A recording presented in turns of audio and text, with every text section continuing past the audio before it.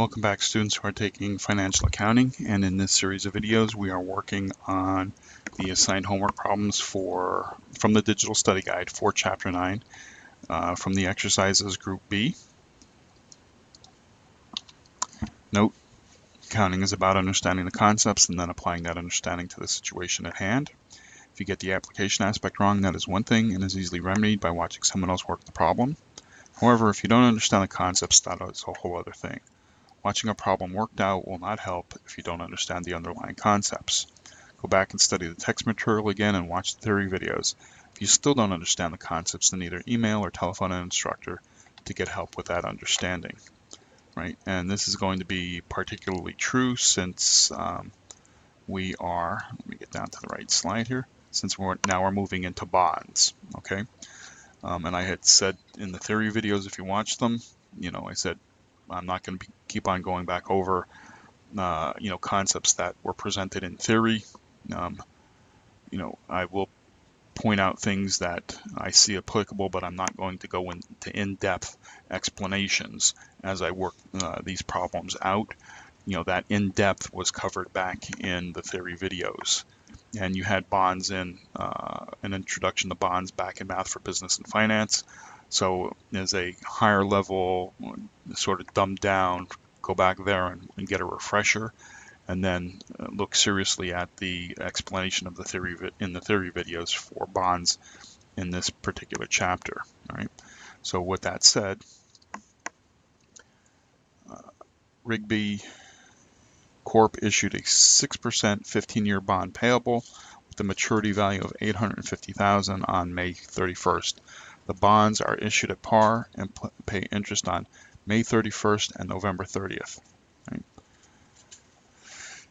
Record the issuance of the bond on May 31st, record the payment of interest on November 30th, and accrual of interest on December 31st.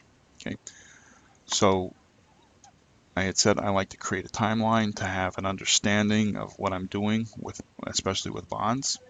So I'm issuing the bond on May 31st. Okay.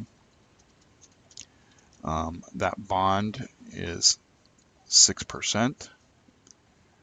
It's 15 years. It has a maturity value of $850,000, and it pays interest every 6 months. Right.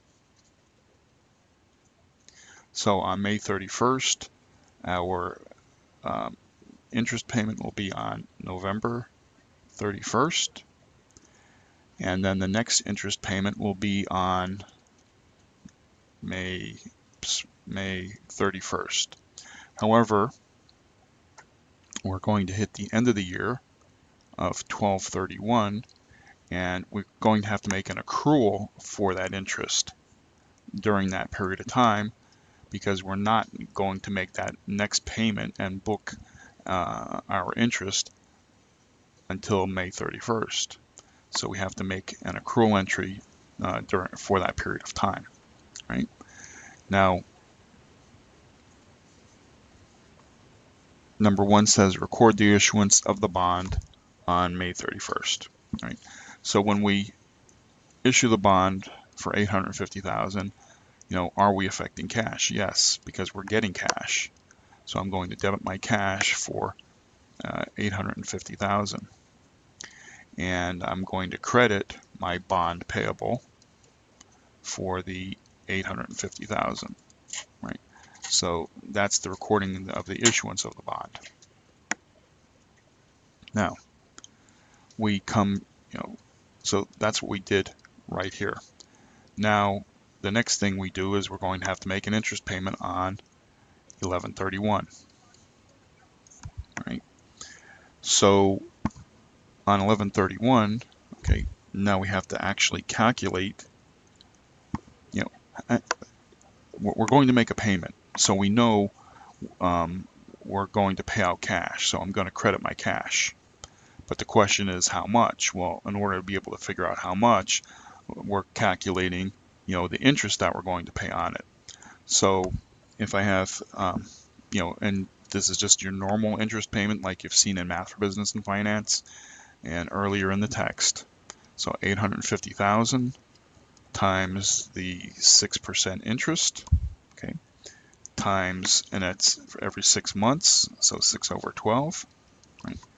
And if we do the math, 850,000 times 0.06 times 6 equals 306,000, and that's over 12, divided by 12, which means we're making a payment in the amount of $25,500. So I'm going to credit my cash for $25,500, and we're going to debit our interest expense for $25,500. Okay. I'm erasing this, so pause the video if you have to.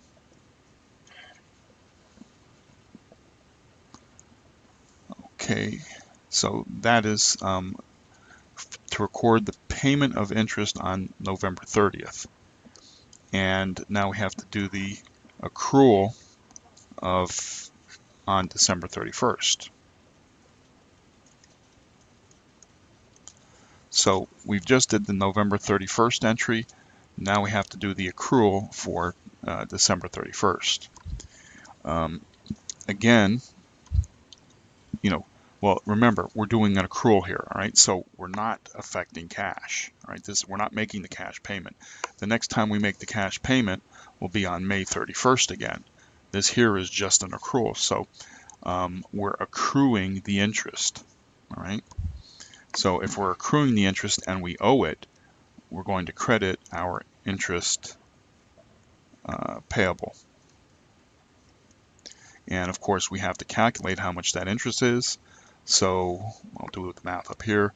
Again, 850,000 times 6%. But now instead of 6 months, notice that the date here was 11/31 was when we made our last payment. And we're making this entry for December 31st. So this period of time is only 1 month. So it's 850,000 times 6% times 1 month over the 12, right? And that's going to be, doing the math, 850,000 times 0.06 is 51,000. That's over 12, so we'll divide that by 12, and we get 4,250. So my interest payable is going to be 4,250, and of course that's my expense. So debits have to equal credits, and I am going to debit my interest expense for the 4,250, right? And that's it. Okay. Now realize that just as a quick aside, that we stopped here. Okay.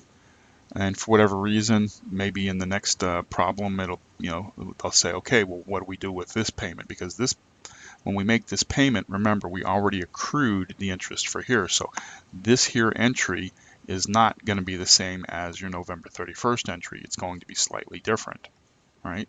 But notice that and I alluded to this in the theory videos, that now we begin to go through a cycle where,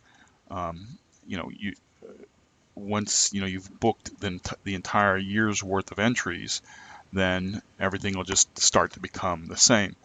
So you'll calculate whatever that journal entry is for May 31st, okay? But then from May 31st to November 30th, that entry is going to look like that all the time, okay? And then we'll have this accrual again from November 30th to December 31st. So it's always going to look like that. And then whatever entry we make from December 31st to May 31st, whatever that entry is going to be, right, we'll always be making, that new entry again, right? So these entries will, you're just going to keep on making these entries repetitive. The only difference going to be is, we're always going to be changing the date, okay, and year after year. And then, of course, when we get to the end of the 15-year period, all right, we're going to make the entry when we have to actually pay off the bond payable. So that will be a, like the opposite of this entry, which will wash out our bond payable and will credit cash because we're going to end up paying out the cash, and then that takes it off of our books. Okay, so I know that looks a little sloppy, so let me get rid of some of that there. But I'm finished here with this video, so it kind of,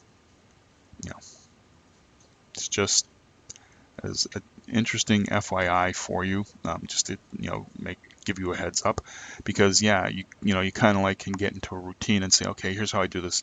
I do the bond, all right, and basically this is the process. But realize that it doesn't necessarily have to be like this all the time. So don't fall into the trap of, oh, this is a bond, let me go back in the book and just copy and mimic it, all right? Because if you do, you're going to miss problems, because they're bonds can have twists themselves.